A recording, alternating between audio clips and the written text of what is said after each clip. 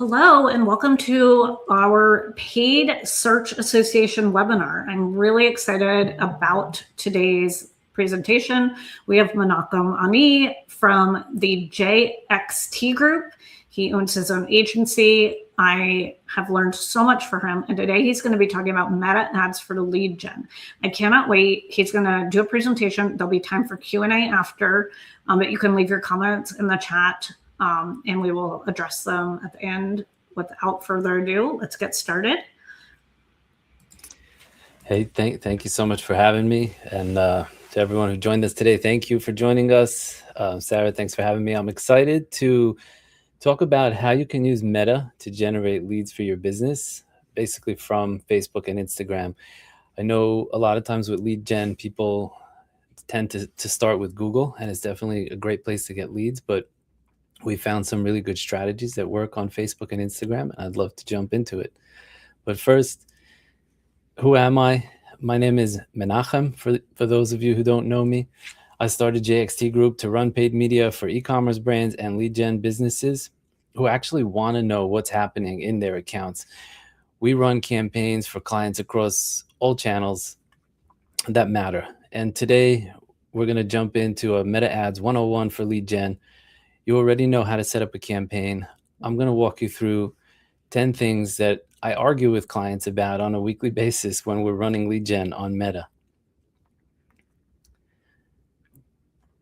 I find that most lead gen advertisers come at it with a very similar playbook to e-commerce. I think the biggest thing before we jump into it is don't treat e-commerce like lead gen. And I think the fundamental difference is that with e-commerce, you either make a sale or you don't, but the system can track your revenue and it has a very clear signal of what's working and what's not for your business. With leads, 1,000 factors can sit between a form fill and an actual customer. And that can be anything from the sales process, your landing page, and so on. And all of that really, really changes how we think about it and how we build the campaigns. So I find that that's really the most important thing to keep in mind as we jump into it. So to get started, here's a quick run through of everything that I hope to cover today. And this will, like I mentioned, it's a 10-step playbook. We're going to go through everything from what settings to choose and how to structure your campaign, what type of creative settings you might want to choose, things like attribution, how we think about audience targeting, and of course, should you use an embedded instant form or a landing page? But ultimately, all of this is how to improve the lead quality and the follow-up process that happens after you already receive the lead. So we'll jump through all these 10 items, and at the end, as Sarah mentioned, we'll have time for Q&A, and we'll run through everything there. So for starters, the foundation is really the most important piece. Understanding the fundamentals of why we need to set it up a certain way is really important before you launch any campaign to make sure we get that set up right. And so starting with the account structure, I think that every seasoned advertiser knows this, but it's really the most common piece that's broken. With Meta, the algorithm is extremely powerful, and it's really important to make sure that your campaign is aligned with what your business goal is. A lot of times, some of the things I see when auditing accounts or speaking with advertisers, something that's very broken is people run, let's say, a traffic campaign or a reach campaign. You might get 10,000 clicks, but very few leads. And then you'll wonder what went wrong. I think that the biggest thing that we've seen is the algorithm is very powerful, but it will optimize towards what you tell it to optimize for. If you tell it you want clicks, or if you tell it you want reach, you're going to get those things. So it's important to train the algorithm that you want to get leads, and it will find that. And beyond that, and something we'll jump into later today, is you can actually connect to your CRM and tell it you want qualified leads instead of just form submissions. And that's something that the algorithm can really go after. So I think, again, starting with the foundation, make sure you're choosing the right campaign structure, the right campaign type, typically telling it's a conversion campaign with a focus on leads or qualified leads. Now, once you have that campaign type selected, as you go through the configuration, there's a lot you can do. What I've found is that dynamic creative tends to work better for lead gen campaigns. When you look at creating just a bunch of ads in an ad set, it works, but you're kind of telling the system this ad copy and this creative goes together. Whereas using dynamic creative, which is very much like a responsive ad on Google, you're giving the system a group of assets. So you upload 5 images, a bunch of videos, a bunch of headlines, some primary text, and the system will mix and match. Meta will find the winners. In my experience, this brings down the cost per lead and increases your conversion rate. It's typically my go-to and default, especially for smaller campaigns. Obviously, as with everything, I often say in marketing, there are no absolutes. Test what works in your account, and especially as your account grows, you might want to switch to more structured creative where you can control the messaging. And I think, another thing to keep in mind is if you work in industries like finance or insurance or health, you might have certain compliance things to keep in mind, and you may not be able to use dynamic creative. But typically, I find that you'll get better click-through rates and better conversion rates using these types of ads. The next thing I think about is attribution. So with Meta, their default is going to push you to a 7-day view through, or a 7-day click and 1-day view through. I think the most important thing to realize here is that, number one, again, lead gen is very different than e-commerce. When somebody fills out the form, the decision loop from when they saw your ad till they clicked on your landing page is very short. It's not like you're trying to get them to buy something and enter their credit card. They see the ad, they're interested, they fill out the form. A lot of times that all happens within minutes, but typically within the same day. So you don't need a 7-day click through or view through window to measure this. All that does is really push the system in the wrong direction and let it take credit for conversions that may have come from other channels. I think that if we're running conversion focused campaigns, the system is going to be primed to run after more of what it can measure as success. So if it's seeing a lot of view throughs, because that's your configuration, it'll go after more of that. And then that may not translate into more actual leads. So we typically like to do at least a 1-day click through, sometimes a 7-day click through, depending on the industry. But it's both for reporting purposes, but also what the campaign sees as success is what it uses moving forward for targeting. So with that data signal, we know Meta's algorithm is very advanced. And I think that with e-commerce, we see a lot of people going broad. With lead gen, and especially with smaller budgets, the system doesn't really have that feedback loop. If you go with broad targeting, you're basically showing your message to everyone in a specific region. How does it know who is ideal for your business? Especially with newer accounts, it's really important for you to give the system more data, help it understand who your ideal customer might be, but also how does it know what's a good lead and what's spam?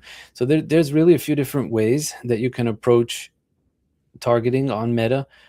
Broad targeting will work if you have a lot of pixel data, if your account is very well seasoned and it knows who your ideal customer is. But typically for newer accounts, I like to start with lookalikes of your existing customer, upload your customer list, target a 1 to 3% lookalike. This works very well with B2B, where you may not have specific interests to target. Give it your real customer, let it go after people that are similar. The algorithm is very good at that. The other thing we'll do often is interest stacking. We'll just kind of line up a bunch of different interests, especially for new accounts or new businesses that may not have a customer list to upload. So you can layer on demographics, job titles, publications people might be interested in, hobbies, things of that nature, and basically help the algorithm find your people faster. And so I think like here's a good example, especially for a new account, new business, maybe no conversion history. With broad algorithmic targeting, as I mentioned, Meta will be guessing, just kind of shooting in the dark. Interest stacking can give it a way to shine a flashlight on who your customer might be.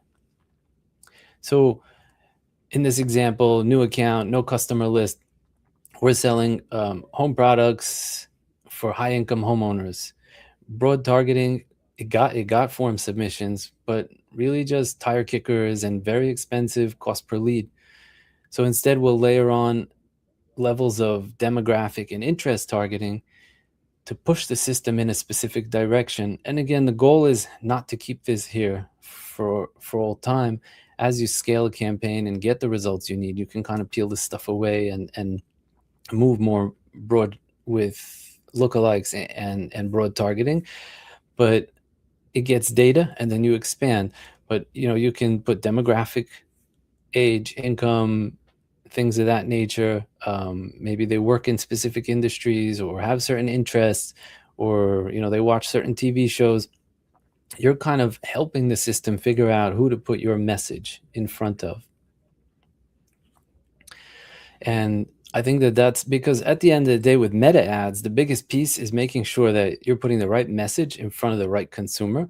And we're going to talk more about messaging in a minute, but I think here what we're seeing is it's important to help the system find your target, whereas this may not be as important with something like e-commerce because the system gets in order, it knows it's working. Over here, if the system gets a lead, it's not necessarily the best lead for you. At the same time, very important to keep in mind that as audiences get smaller, the CPMs, the cost per clicks, tend to be much higher. So you do have to find the balance. You don't want to start out with audiences that are too small, because it'll be very hard to find the leads that you want. And if you do, they'll be really expensive. So you've got to find the balance, find audiences that are large enough, typically at least a couple of million people in an audience, and use that to show the system of what's important for your business. And so we talked about targeting, and we talked about some of the setup. I think one of the next things that we hear often is like, how do I know, should I use the instant forms that Meta really, really pushes? Because they do convert very well and they bring in very cheap leads. But when you use the embedded forms on Facebook and Instagram, the thing to keep in mind is that it's typically pre-filled with the customer's profile information, whatever their name, email, phone number they have on Facebook or Instagram will be pre-filled in the form. And so like I've actually seen people get the form and just hit the submit button thinking that they're just closing the form. And then I'll have customers tell me, I called them 30 seconds after they filled out the form, and the guy said, I never filled out a form. And that happens a lot, because when it's so easy to fill out the form, you get a ton of junk because people don't even realize what they're doing. A lot of people are just not paying attention. And so you'll get a flurry of cheap leads, but very few will actually turn into paying customers. So our recommendation, and where we've seen success for our clients, is we'll create a dedicated landing page and use that over Meta's instant form. The landing page generally produces higher quality leads because you're controlling the experience a bit more. You can have a bit more of a deeper experience than they might see on the instant ad. But I think most importantly, adding a little bit of friction, making it a drop harder to fill out the form, pushes away somebody who may not be as interested. So if you do want to use instant forms, or something you want to test, and it is something that we do test, that this is something we do use for some of our clients, you will need to add qualifying questions. Don't rely on just the default options that are available when you build out the form. Here's some examples of some qualifying questions, but think of things that make sense for your business. And to reiterate, the point of asking the qualified question is so they can't just submit the form with whatever information is populated from their profile. You're forcing them to select an option in order to succeed, to proceed. And this friction, as I mentioned, will push away the looky-loos and thereby improve the lead quality, which is really what's important. I try to stress to all of our clients, like, the cost per lead is not what matters. It's the cost per qualified lead that really matters. I think one of the downsides that's often overlooked with poor lead quality is that you're overwhelming a sales team, the intake team, they get demoralized, they get frustrated, and then when they get good leads, they may not do as well of a job in following up or running after it. In the next few slides, I'm going to touch on how we think about what type of creative to use, how we think about the ad copy, but also the creative setup, as I mentioned earlier. So lots of people talk about UGC videos for social, and UGC is great. And now you're hearing a lot about AI UGC. That all that stuff is good, but I think a lot of it is even more complicated for a small business. If you're running a small business or you're working with a small business advertiser, typically what you hear them say is, I don't have any videos. What should I use for creative? And what we find often is that a static image ad with a bold banner and a very direct headline can really outperform a 30-second video almost every time. As good as your audience targeting is, you do want to make sure that your creative speaks clearly about what you do and how you're going to help them with whatever problem you're trying to solve. Videos are great, and you should add them if you have them, but definitely start without them. And I think the biggest piece to keep in mind is simple is key, because if you're showing your ad to millions of people, oftentimes people who may not be as relevant will see your ad. And another function of the ad copy and the ad creative is to create a very linear choice for someone scrolling past it, which is, does this interest me or should I keep scrolling? And to that end, the most important thing is clarity. Your creative and the copy, again, is a form of targeting. And so if your headline will grab the attention of your ideal customer, you'll pull them in. And the reason why clear headlines will convert better is because it speaks directly to what's important to them. At the same time, it will push away someone who's not interested. If someone sees an ad for ABA therapy in Austin and they don't even know what that is or have zero interest in it, they'll scroll right past it, and that's a good thing. So you do want your creative to pull people in and push people away in the same way that your landing page does push away people who may not be as interested or ready to take action. So create clear options, have them keep scrolling or click to learn more. Another question I get quite often is, where should I put my ads? Should it be only on Facebook, only on Instagram? Should it be on Reels, Stories, Newsfeed? And I think that every business finds success in different places. And it is true that certain demographics are more likely to use Facebook or Instagram Reels than others. And people will tell me, yeah, my customers are on Instagram. My customers are on Facebook. At the end of the day, I prefer to guide the algorithm on what's important and then let the system figure it out. Like, there's no reason for us to overthink it. And so I think that's important. At the same time, you do want to give the system variations of your creative. So make sure that if you're doing static ads or video ads, that you have different sizes, different placements available so that the algorithm can run after it. You will find that at the end of the day, the system will push your ads wherever it's performing best, as long as we're keeping in mind all of the principles that we're discussing today. You want to make sure that you are giving it these right data inputs that we're talking about in audience targeting and so on, so that the system can find your customers that will help your business grow.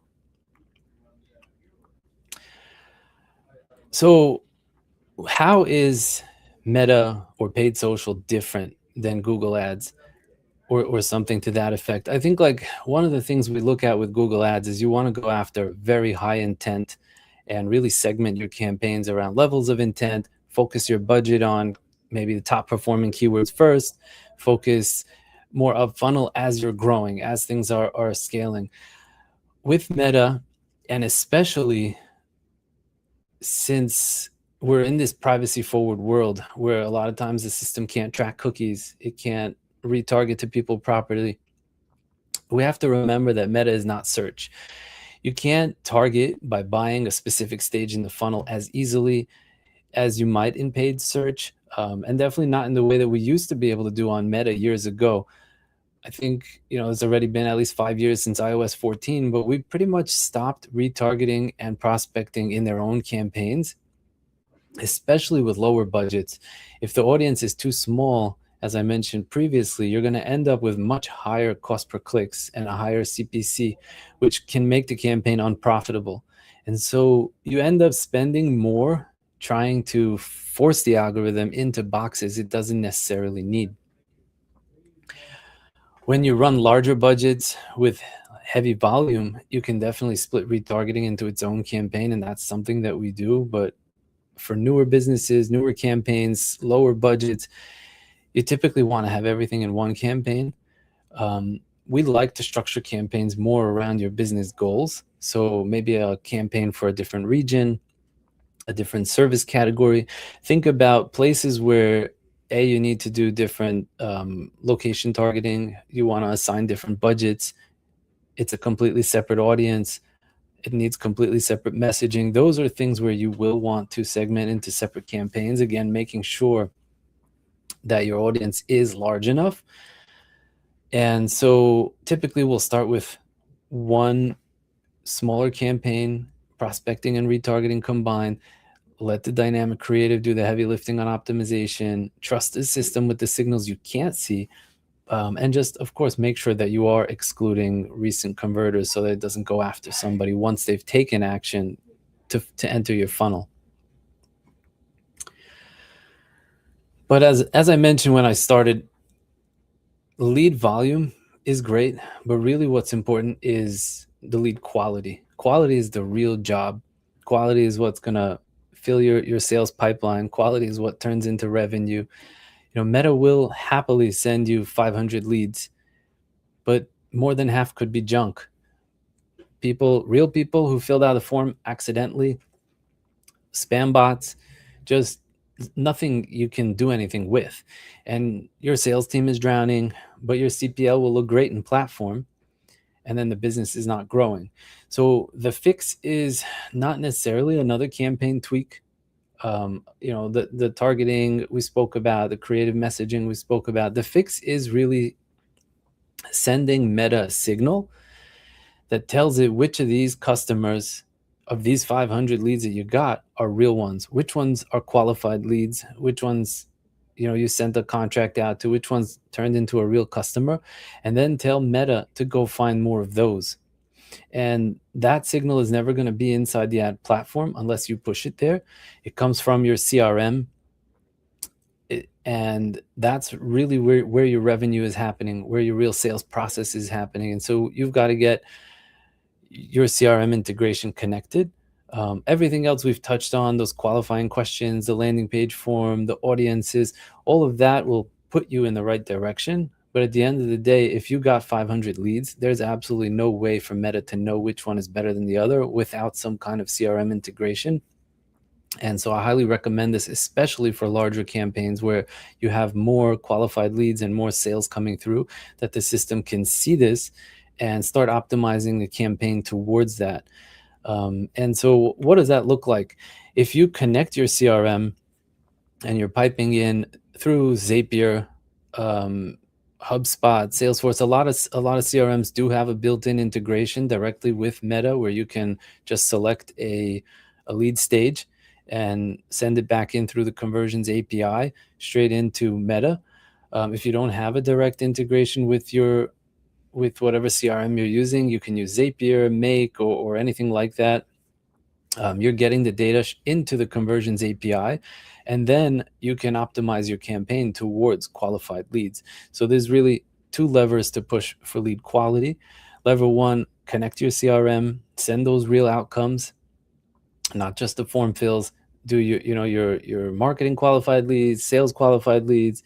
When it hits different levels in your CRM, you know what's important to your business or to your client's business, and just make sure all that stuff is mapped and coming through. And then at the ad set level, you can actually change your performance goal to maximize the number of conversion leads instead of just maximize the number of leads. And if you see in this screenshot, you're telling the campaign go after leads, but then also converted leads. And it's going to go based off of that CRM event. and it will start to optimize towards that. So the system will focus less on just getting you form submissions, which could end up being like, a feedback loop of doom, where it thinks it got a good lead, but it's spam. It pats itself on the back, and then it goes after finding more of the same. This will kind of break that negative pattern and start to push it in a better direction. If you have deal values, like actual revenue in your CRM, also push that back.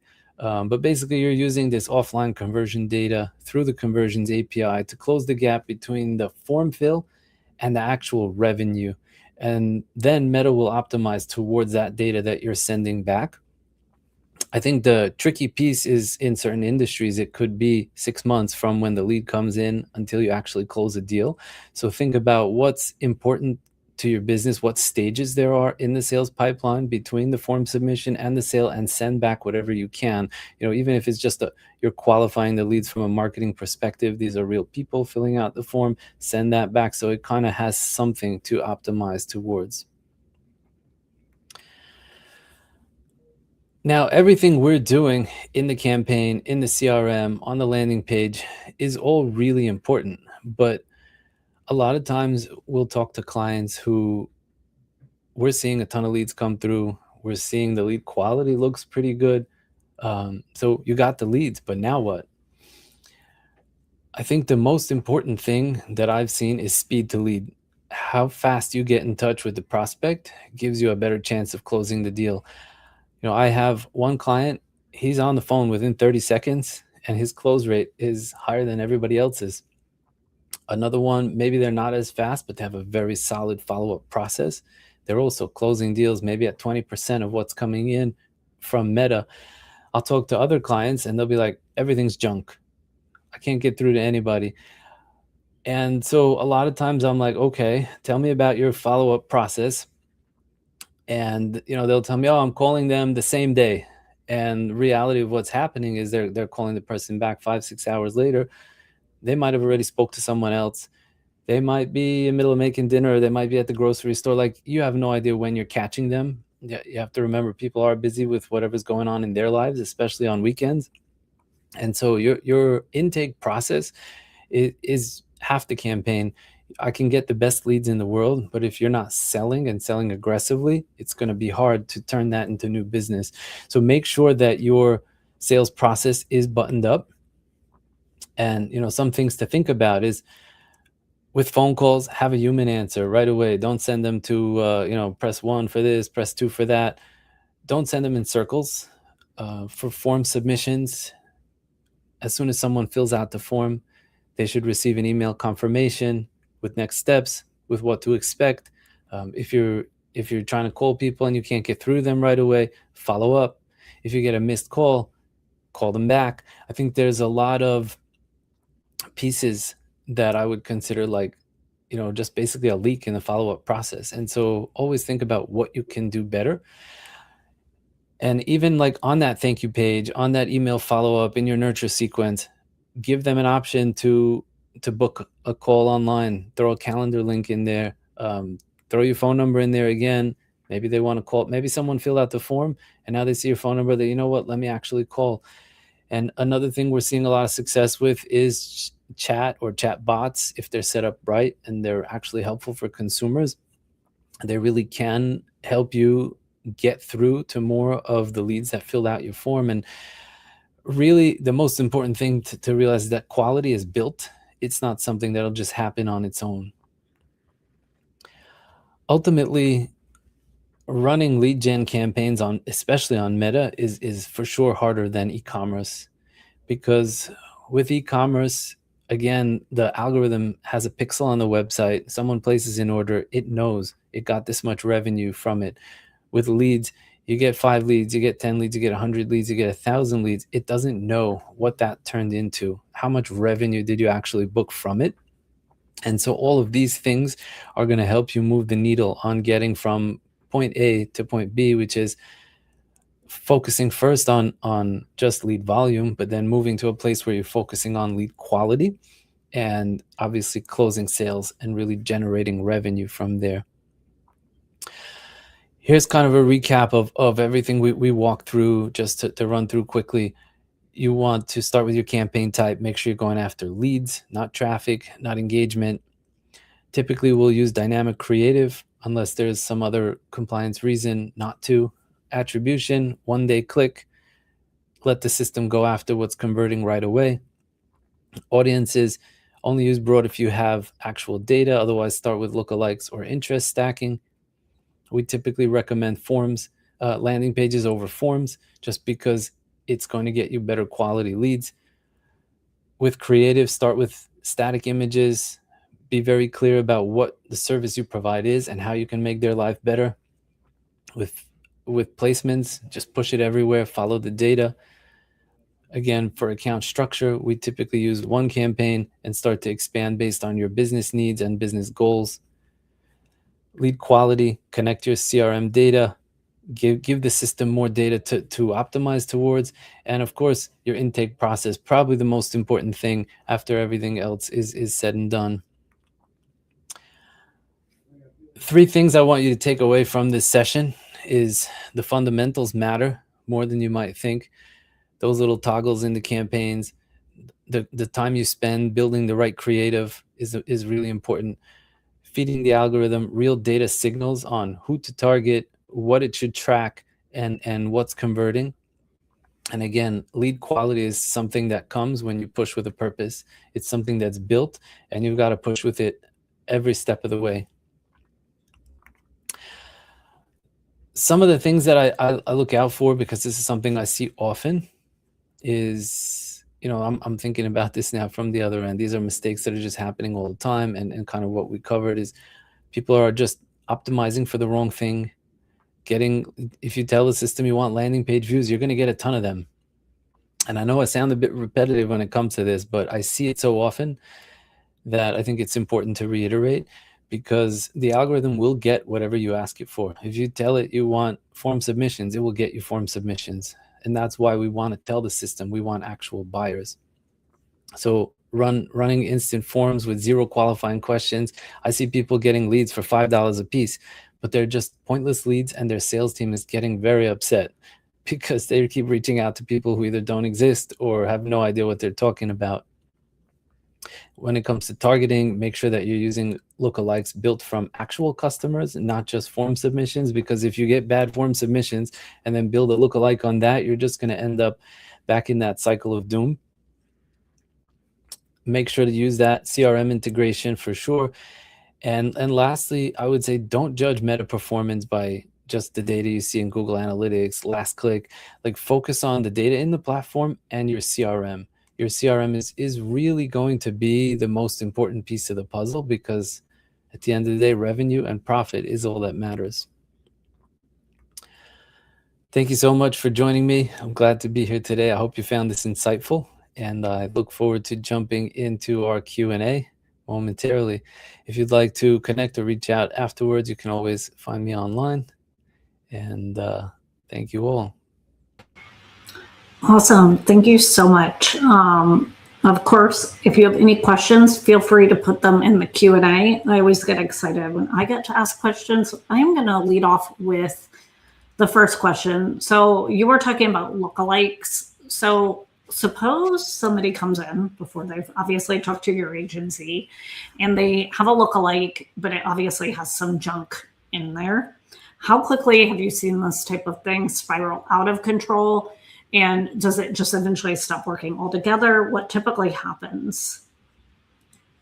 Sure. So I really, the best lookalike is one that's updated in real time. Again, connecting that CRM or Klaviyo or whatever system you have, so that it has like a real-time signal. As you get new customers, they get added to the list, and the lookalike can be updated. I would also say, think about what percentage of that lookalike seed audience is good versus bad. If it's mostly junk, you're running into that same place where it's just you're telling the system to go after garbage. So I would try to spend the extra time to go through it and just remove whatever you think might not make sense to keep there. That makes sense. So we have something from the audience. What kind of budget would you separate from prospecting and retargeting? Because I know that was something you talked about at the beginning. I think for me, I don't really think about it in terms of budget. I think about it in terms of conversion volume. So if you have a campaign that's getting, let's say, hundreds or thousands of leads, you that's one place you can start to think about splitting it, but really even more of just the audience size. So if you're building a retargeting audience with, let's say, 12,000 people in it, it's just your CPM is going to be so high that it's not worth it.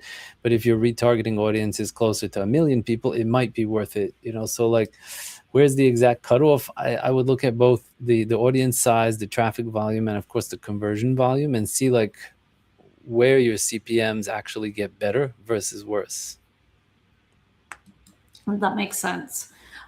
So I'm going to go right back to sort of the lead quality things. I think that was something that was really important and addressed. So how can a marketing manager, so like, or even you as the agency, if you do have access to CRM, prove to the sales team that you guys are actually on the same page and working for them, not against them? So I like to get CRM access for our clients when they're able to share it. Most are. And I like to make sure that besides for the data coming from the CRM back into Meta or into Google, I like to make sure that we can see very clearly in the CRM where each lead came from. So and you can even help them build custom reports in HubSpot or Pipedrive or whatever CRM they use to show them like, here are all the leads you got from paid media, and here are the ones that converted into actual sales or are marked as qualified. As soon as they see that, it becomes, instead of like, hey, I spent $10,000 on Facebook and I got nothing, it becomes, I spent $10,000 and I generated X amount of quality leads or X amount of revenue, and it changes the whole conversation. That makes sense. So I'm going to actually pivot to something that you said at the beginning, and it was sort of how you position your agency. And I know one of the things that Paid Search Association likes to do is promote people that are doing this the right way. So can you talk about how you're able to gain access to the CRM in the right way versus taking control of the CRM, and how it should be executed from a client side where they own the data, but you're in there consulting on it and helping them see that full funnel picture? For sure, for sure. Yeah. And I agree with you. Like, I never want to own any of the assets. To me, it's like they should own their ad account, they should own their CRM. But I mean, we will work with some smaller companies that are just starting out, they don't have a CRM. In those cases, we'll just set up like a Google Sheet for them where all the leads come in and they can just update the status. So at least they see something. But in an ideal world, you're getting access to a CRM that they set up, that they control, they manage, and you're just guiding them or setting up reports for them, and maybe helping with the configuration between the ad platforms. But yeah, ultimately, I like them to own it and operate it, and we're just providing guidance. Yep, makes sense. All right, so I'm going to ask probably a dumb question, because I'm more on the Google ad side and you're able to compare both, which I love. So does Meta have as much offline capabilities for syncing that as Google? And if so, are there cases when you would do like a Google Sheet and something a little bit more manual? I right now specifically am going with something like call tracking, which can easily be overinflated when you have a business where people are calling and asking questions versus like actually buying. Yeah, so they have a lot of similar capabilities from Meta to Google. I think some of the integrations are a little more complicated. I feel like it's easier with Google, but on Google they have the offline tracking imports. Meta, basically, they have the conversions API, so you can connect anything that's not tracked through the pixel.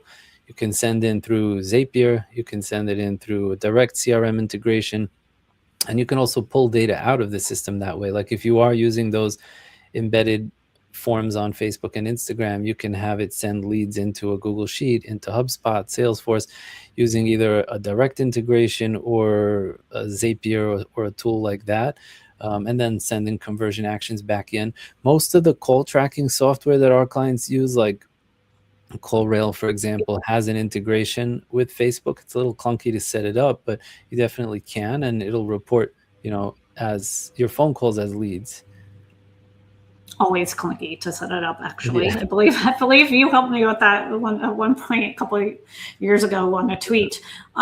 Okay, so I'm going to go back to directly some of the things on your slide. So if someone is like, yeah, I'm doing everything right, and they're kind of stuck in that position where they want to scale, which is, we love that, right? Scale, Yeah. scale, scale at all costs. What would you tell them in terms of sort of what you talked about here? And maybe it's even lead quality. Maybe it's like, I just want more of, I'm doing everything right. Right. I mean, the beauty of Meta's platform is how large it is and how much room there is for scale. Mm-hmm. I think, for lead gen, if you're running a campaign on Google, you are limited by how many people are searching for your keywords. On Meta, it's really you're not competing against someone looking specifically for this. You're just competing for that consumer. There might be 1 million, there might be 300 million people, there might be whatever. So if you figure out a process that works and a formula that works, it's really about just increasing spend, but making sure that your audience and your messaging is aligned. Because as you scale and either go into new markets or just push deeper into existing markets, you will need more creative. Mm-hmm. So, when you're starting out with a really small campaign, maybe $50 a day, $100 a day, you can get away with just having 5 ads. But if you're spending $100,000 or larger budgets, you're going to need a lot of creative. And you're going to want to test a lot of different angles and make sure that your messaging reaches a much wider audience and speaks to many different people in different ways, and have the proper audience targeting aligned with that. I totally agree. And actually, I'll kind of take it to another point that you made about clarity. So when you're talking about different angles, right? Like, because I think marketers almost get confused doing their own marketing. And that's, how do you be clear yet test at the same time and not get things murky in such a, I'm going to call it a data, or I guess a creative hungry environment? Is there anything that you do specifically? Yeah, so many Yeah. questions. So it's definitely trickier because unlike search where it's all data, you just click-through rates, conversion rates, Mhm. all that kind of stuff. Here there is a creative component, and there is some of that obviously on Google with PMax and YouTube ads and so on. But the biggest piece is making sure that when you have something working, push that as far as it goes, but don't mess with it. If you want to test something new, create a new ad set, a new campaign with very different goals, very different, make sure there isn't as much overlap as there might be when you just duplicate a campaign. Just make sure that you're not targeting exactly the same audiences, because otherwise you're driving up your own costs and increasing inefficiencies. So test things in a silo in a Mhm. way that it won't mess with what you currently have that is working. That makes sense. So this one, I'll put up on the screen. Obviously, great insight so far. I love how everyone comes back to the prospecting versus retargeting, but the competitive specifically. Yeah. I mean, really, at the end of the day, the reason why I don't like a standalone retargeting campaign is, like, let's say your website only had 4,000 visits in the course of a month.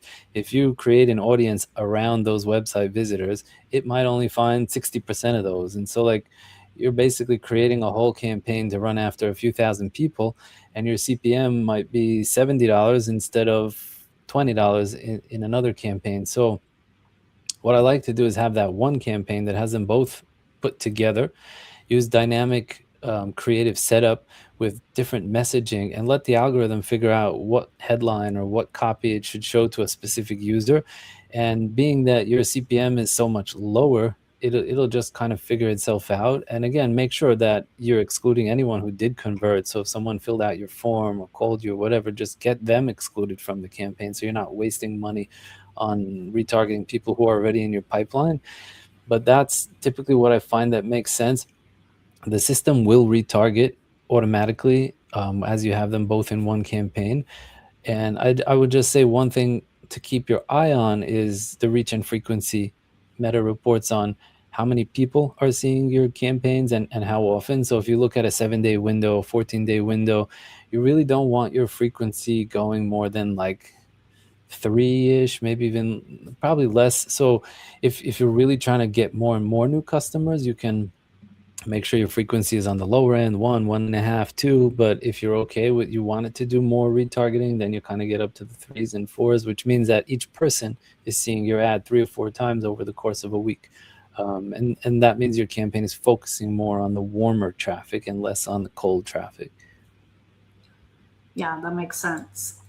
So I'm going to go back to just kind of thinking about where the user's head is and why I would object or not object. And I kind of want to hear your perspective here, right? So an average, like, I don't know, service-based business, like think about like an air condition repair, right?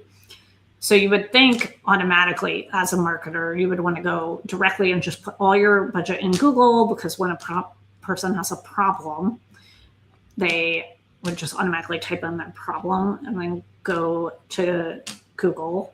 And we talked about the intent in here. So why would you ever say, you know what, let's move into Meta? So I think there's 2 reasons. One is Google can be very expensive on a cost per lead basis. So just by diversifying and being able to pull in leads at a cheaper rate can be very helpful. But 2 is that part of that retargeting piece of Meta is that it will retarget to Google traffic. So you might get traffic that comes in from Google, high intent, very expensive, but maybe only 5 or 10% convert into a lead. Now you can start retargeting that traffic. So it's diversification. It's some increasing your conversion rates from Google. They go well together. But I think also there are certain industries where there's just not a lot of search traffic. And so, you're done. One of the examples I mentioned before is, let's say, ABA therapy. Yeah. A type of therapy for children with autism. In certain regions, there's only 5,000 searches a month. So I can't spend more than a certain amount on Google. And so then I'll go to Meta and create some awareness campaigns to push people into the funnel who can actually use that service, and it would help them, but they just didn't know about it. Mm-hmm. So it's an old-fashioned sort of demand capture versus demand share. Yeah. But the goal is also, like with Meta, it's all performance driven. So it's, I guess the old traditional method of throwing a billboard on the street was a lot more about creating awareness, education, whereas here you're doing that, but there's also a performance aspect in it. And I think that piece is important. Another is, a lot of times you'll find people who are interested in the service, but like for whatever reason, they were busy. They did not start researching it. Like maybe that example you gave of an HVAC company, like, I know I need to get my machine serviced, but I keep forgetting about it. And now I see the ad. I'm like, oh, let me reach out to these guys. So there's a little bit of that too. Yeah, I would actually totally agree. I'm one of those people who just puts off what I know I have to do all the time, and a good old ad is going to convince me. So I guess with that, for like a longer sales cycle, do you feel like things can break there and people maybe wouldn't think that it's working? It's definitely a challenge with longer sales cycle. Like we have some clients that their sales cycle is about 3 or 4 weeks. That's a lot more manageable, because in those cases, what we'll do is, like, we'll set up the CRM tracking. You got 28-day click through. You get a decent signal. But if you're in an industry where it's, let's say, 6 months, 12 months from lead to close, it's not really going to be helpful data. So what we try to do is, what can we quantify in the first week or 2? So usually the first thing you can quantify is this a real lead or not? Like, is it spam? Is it junk? And so you get that MQL, the marketing qualified lead, and say, get that signal back to Meta. Then if there is some other, like for some of our clients, it'll be like they schedule a follow-up call, they schedule a consultation. So that's another signal. Basically anything you can do to say, hey, out of these 1,000, 10,000 leads you got, these 500 leads you got, which ones are better than the rest? So anything that you can do to kind of segment that and give the system a clear path to follow. Yep. So here is another question. Your number one default setting. Number one default setting, I would say the one-day view-through attribution. I don't see how that helps anyone besides for Meta. It makes you think your campaign's doing better than it is, and doesn't really do anything. Because if you think about it like this, if you have one-day view-through conversions being tracked by your campaign, it does 2 things. One is, let's say you got 50 leads from Google, but 20 of them saw your Facebook ad. Mhm. You would have got those anyway. But now Facebook is telling you, hey, we got 20 more leads than they might have actually got. But two is that your campaign now starts to run after that as a signal of success. So it's like, oh, let me get you more of these. And so then it starts showing your ads to more people who may never fill out the form from Meta, but we're going to fill it out anyway. And so you end up wasting money on something you would have had anyway. Whereas, like, let's say one day click, if you set it up that way, it's only going to attract people who click your ad and then fill out the form. And then it will start to target more people who it thinks are going to click the ad and fill out the form. Yep, that makes sense. So the other I think it was the takeaway slide, you said the gurus say go broad.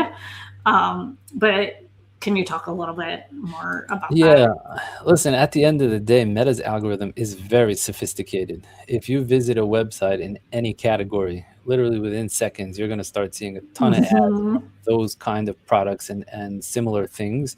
And it's also very good at predicting what you might be interested in soon. But the problem you run into with broad targeting and lead gen is that, let's say I have a service that can only be sold to 5 million people nationwide. How does it know who those 5 million people are as opposed to the larger population of the country? That's number one. And number two is, like, from those 5 million, how do I know which are more likely to purchase as opposed to just filling out the form? And so when you just go broad, you'll start getting form submissions and phone calls, and the system will be like, okay, this is converting. Let me just keep pushing, and it'll go after more and more of those. So that's kind of like the loop you enter when you don't give it a strong enough signal about who's going to actually pay for your product or service. Do they have like Google conversion thresholds? Are they, yeah. Talk to me a I little mean, bit so about yeah, Google always says like 30, 50 conversions over a 30-day period. With Meta, it's similar.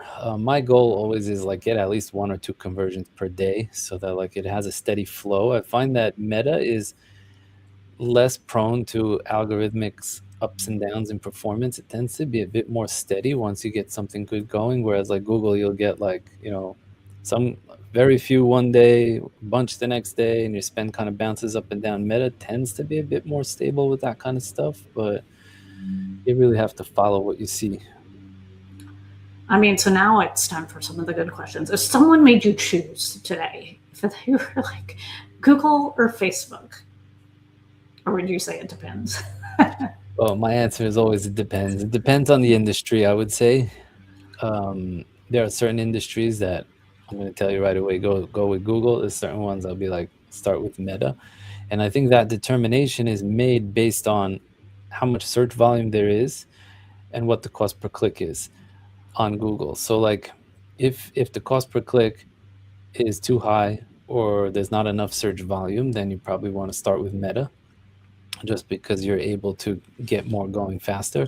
But if the CPC is healthy and with a benchmark conversion rate of 5 to 10% into leads, it makes sense for your business, then I typically like to start with Google because it's higher quality. Somebody searching is always going to be better than somebody I put a message in front of. So I was just talking today about some of the hardest clients I personally find are ones that have a lot of aggregators in the space. So I was talking like nursing homes, healthcare. What about something like that?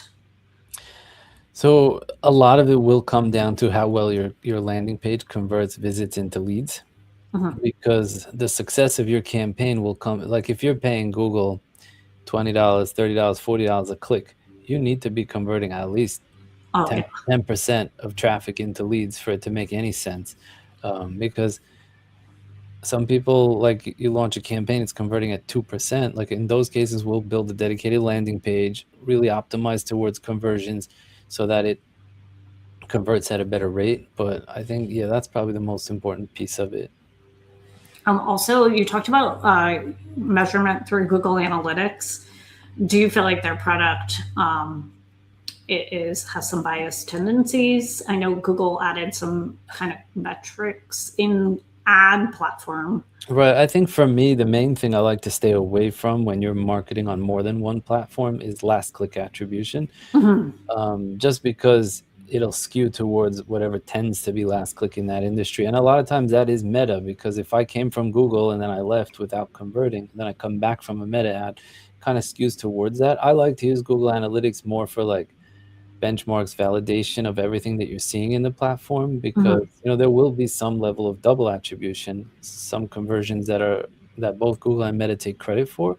So I like to optimize each campaign based on the data in its own platform, but then set like budgets and goals based on the larger business health, what's in the CRM, what's in GA4, and just make sure that, use that data to validate that what you're doing is the right approach.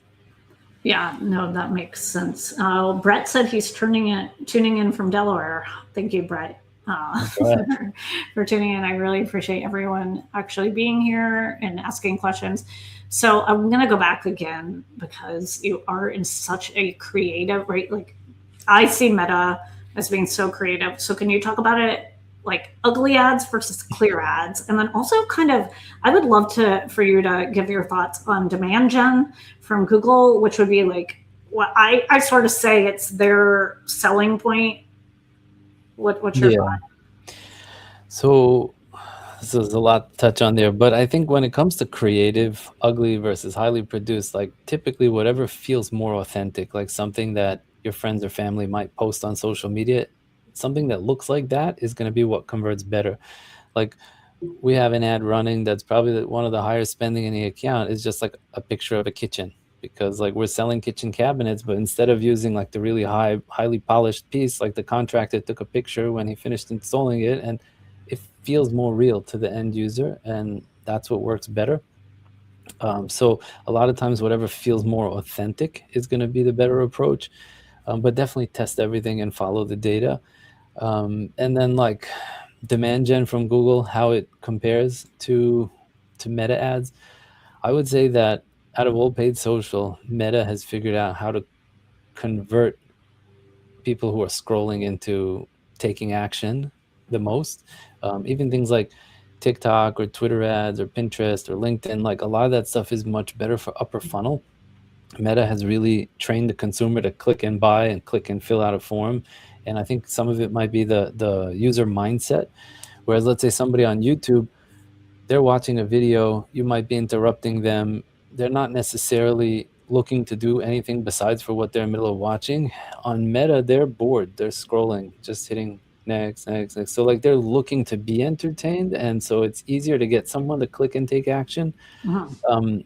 Again, demand gen is YouTube, Gmail, Discover, and some other placements. A lot of those, just thinking about each of the placements, they don't convert as well. I'd say they're better for slightly more up funnel. So, it's something you want to do, but probably once you've already tapped out Google search and shopping, Meta ads, and you're looking to go a bit more upper funnel. Yeah, I mean, I would agree. I also think, one thing, how do I say, like as a consumer, a heavy, chronically online person, in some ways the platforms are training us to behave a certain way.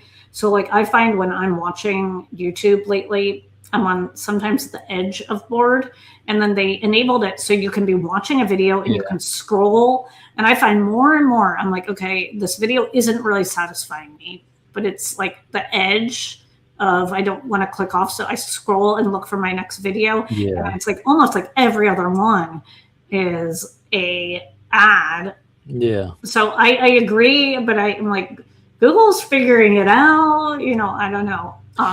Yeah, and there is a tremendous level of scale available on YouTube Yeah, ads that yeah, most e-commerce and lead gen brands are not really touching on, correct. but it's much harder to find success there. And I think the Mhm. biggest piece is like with Meta, they really try to push towards is like view through attribution and over attribution. Like they'll Yeah, sometimes tell you got 100 leads and you're like, but I only have 50. Like a lot of times it's very easy to get the tracking wrong. Whereas yeah, on Google, they sort of under attribute for demand gen. yeah, So like you might have very similar creative, very similar campaigns running on Meta and demand gen, but Meta will show you, 3 times better performance metric than YouTube might. And so then people say, all right, forget it. I'm not going to invest as much in YouTube ads. But I think the reality is the value it provides can be very similar. It just doesn't report the same way.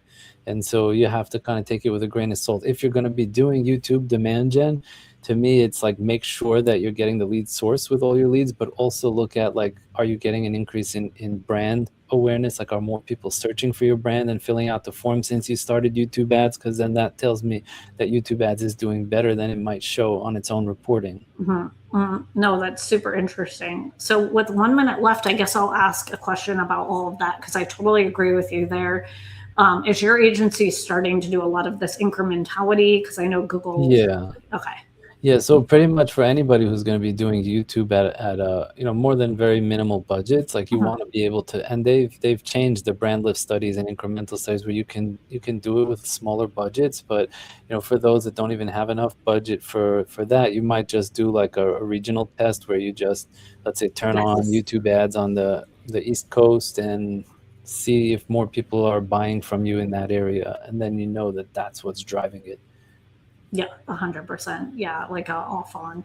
Well, that was really, really helpful. And I absolutely loved how you were able to connect the two, right? To speak about Meta and then tie it into Google. I think that was a unique perspective. I'm going to bring this back one more time just to highlight your contact information if you want to tell people one more time. Sure. Yeah. Thank you all for joining. This is really fun. Thank you for having me. If anybody has any questions, feel free to find me. I'm on LinkedIn and Twitter, or you can reach out through our agency. And I've also written about this for Search Engine Land, and I'm always happy to help. Awesome. Thank you so much. And thanks everyone for tuning in today. And thank you.